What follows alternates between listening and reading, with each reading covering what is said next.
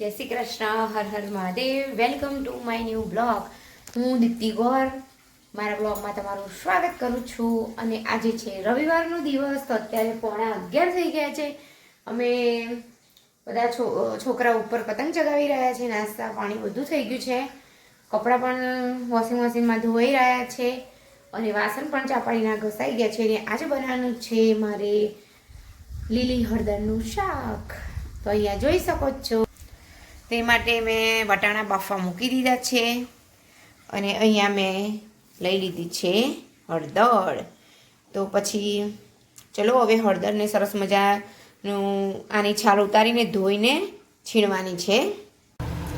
હવે અહીંયા જોઈ શકો છો કે આપણે ઘીમાં સાતળવાનું ચાલુ કરી દીધું છે. ઘીમાં તાપે શેકવાનું છે.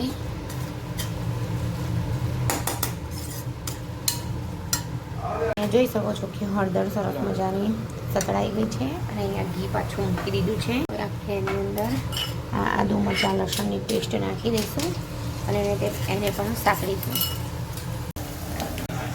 તો હવે અહીંયા જોઈ શકો છો કે આપણું લસણ આદુ મરચાં બધું સતળાઈ ગયું છે. એની અંદર આપણે નાખી દઈશું કાજુ.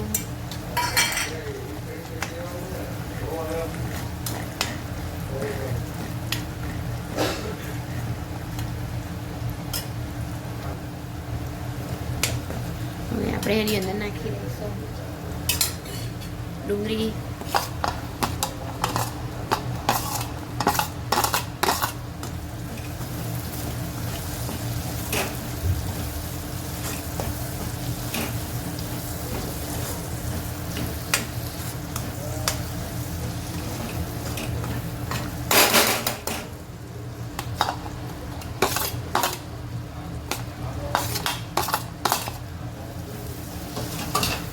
હવે ડુંગળીને સાતળવા દઈશું.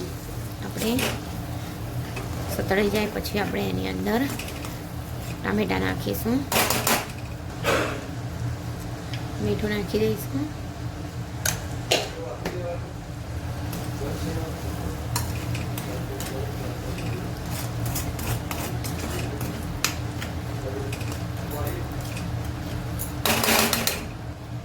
હવે આપણે આની અંદર ટામેટાં નાખી દઈશું.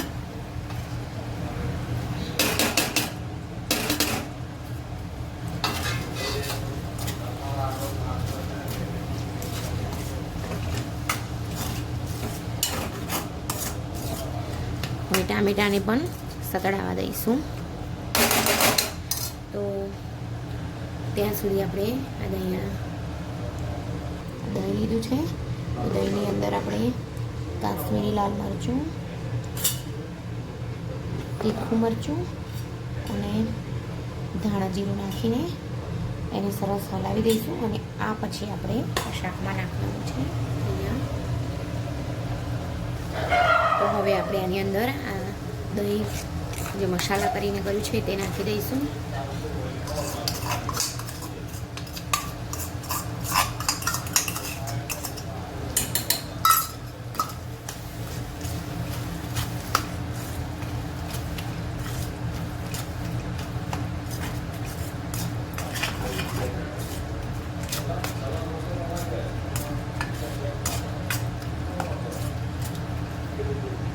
તો અહીંયા જોઈ શકો છો કે સરસ મજાનું ઘી છૂટી ગયું છે.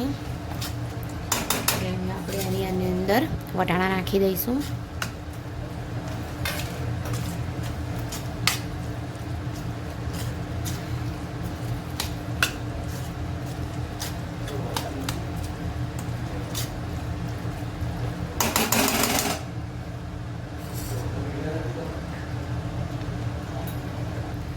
હવે આપણે આની અંદર આ સાતળેલી હળદર નાખી દઈશું અને પછી હલાવી દઈશું.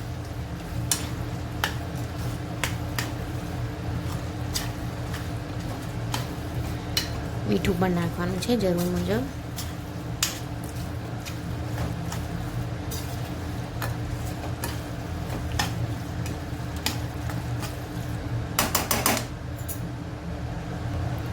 હવે આપણે એની અંદર થોડુંક પાણી વેડી દઈશું અને સરસ હલાવી દઈશું.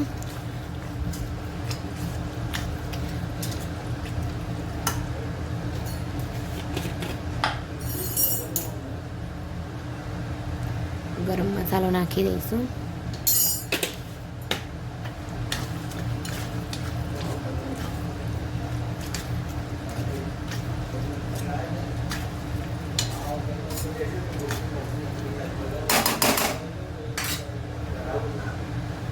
હવે આને ઢાંકણ ઢાંકીને ધીમા તાપે થવા દઈશું. તો આપણે જોઈ લઈશું. તો અહીંયા જોઈ શકો છો કે સરસ મજાનું શાક તૈયાર થઈ ગયું છે. તો આપણે એની અંદર કોથમીર નાખી દઈશું.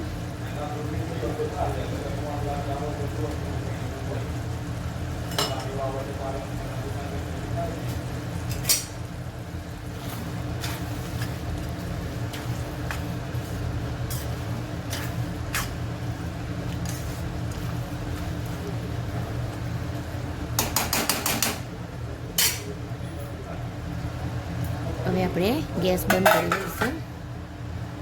તો અહીંયા જોઈ શકો છો કે સાથે મેં રોટલા પણ બનાવી દીધા છે અને હવે હું અહીંયા જમવા બેસી ગઈ છું. તો જેમી ગયો છે વસ્ત્રાલ પતંગ અને દોરી લેવા માટે. તન્મય અંદર સૂઈ ગયો છે અને મને લાગી ગઈ છે ભૂખ, એટલે મેં કીધું ચલો હું તો જમી લઉં હવે પહેલાં. અને અલ્પેશે જમી લીધું છે. તો ચાલો બધા, મેં ફર્સ્ટ ટાઈમ જ બનાવી છે પણ બહુ મસ્ત બન્યું છે એવું અલ્પેશ કહેતા હતા. તો હવે હું પણ જોઈ લઉં કે કેવું બન્યું છે.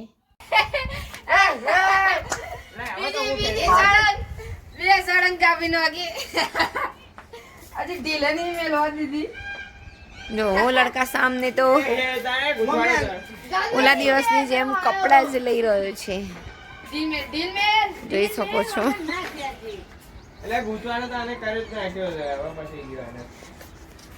આ લોકો બી દાવે પતંગ ચગાવી રહ્યા છે. શું? હા હા હા જો સનસેટ આવી ગયું. ઓકે. તો અહીંયા જોઈ શકો છો બધા પણ પતંગ ચગાવી રહ્યા છે. ક્યાંય પતંગ ચગતી દેખાતી નથી નહીં. જો અહીંયા શિવામ આવી ગયો છે. હેલો શિવામ. બોલો. શિવામ પ્રવાસમાં જઈને આવે છે. કેવું રહ્યું પ્રવાસમાં? મસ્ત. શું ફર્યા? મન કે લે લે ગીર સોમનાથ, પછી ગીરનું સનસેટ પોઈન્ટ હતું, ગુચડા હમારે ગાંવ કા મ્યુઝિયમ હતું ગીરનું. જવા દો. શું જવા દઉં, એટલામાંથી થઈ જશે. ઓકે. બીજી વિવિધ જગ્યાએ જતા, અહીંયા વીરપુર ગયા હતા, ખોડલધામ ગયા હતા, ઉપરકોટનો જુનાગઢમાં ઉપરકોટનો પેલો કિલ્લો છે ત્યાં ગયા હતા. આ જો તન્મય એનું પેલું કેટલું આમ અહીંયા કરાય હે જેકેટ.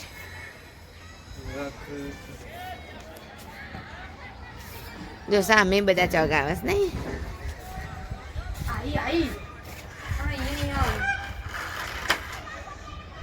સામે પણ છોકરા ચગાવી રહ્યા છે આ બાજુ.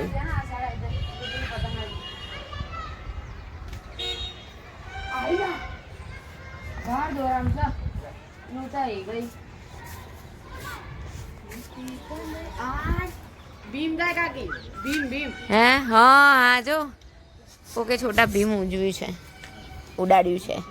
અને અહીંયા રાજુ પણ આવી ગયું છે. તો અહીંયા જઈ શકો છો.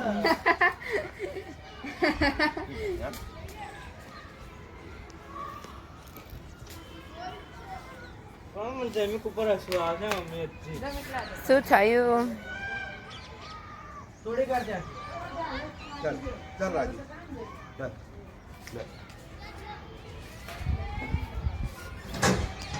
ઓકે. જો પેલો આપણે જ્યારે પેલી વખતે વિડીયો ઉતાર્યો હતો ને ત્યારે સિદ્ધરાજ કપડાં જ લઈ રહ્યો હતો અને આજે પણ કપડાં જ લે છે જો. અને અહીંયા આ લોકો તો પતંગ ચકતી જ નહીં લાગતી બિચારા બેમાંથી એક કોઈને નહીં. દોરી વીટી જાય છે. ઓહો, તો ऐसा है आज भी कुछ. શું લઉં? હા હા એ ગુચડાનું હું કરી દઉં છું હમણાં સરખું. તો इधर भी देख सकते हो.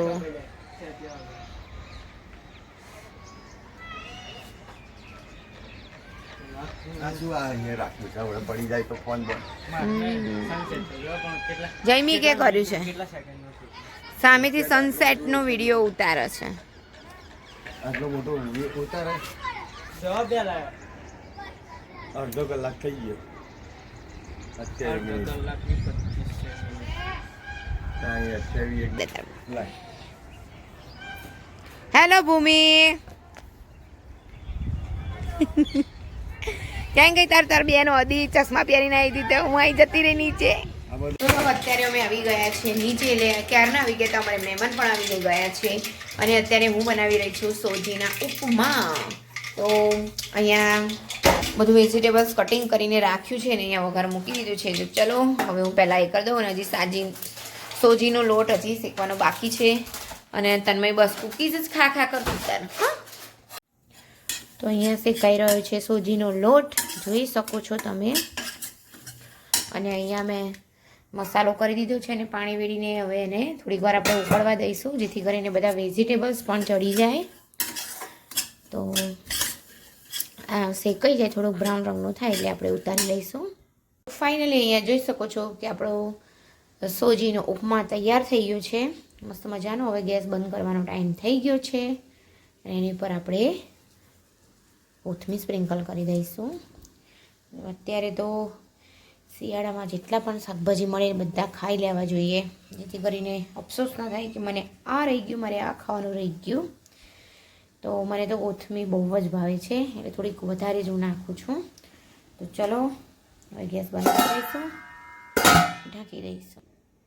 તો ચલો હવે બહાર જઈશું. રસોઈ આપણી થઈ ગઈ છે.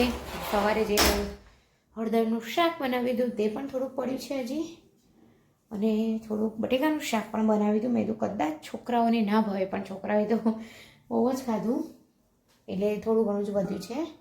પણ જે બટેકાનું શાક છે તે હતું એટલે મેં તો ચલો હવે તો બસ કંઈ નહીં હવે. અને આ થોડોક ભાત મૂક્યો છે તન્મય કે મારે બટેકાના શાક જોડે થોડોક ભાત ખાવો છે એટલે એની માટે થોડોક ભાત મૂકી દીધો છે. તો અહીંયા જયમિક પણ બેસી ગયો છે. હેલો જયમિક બોલો શું જોવો છો તમે?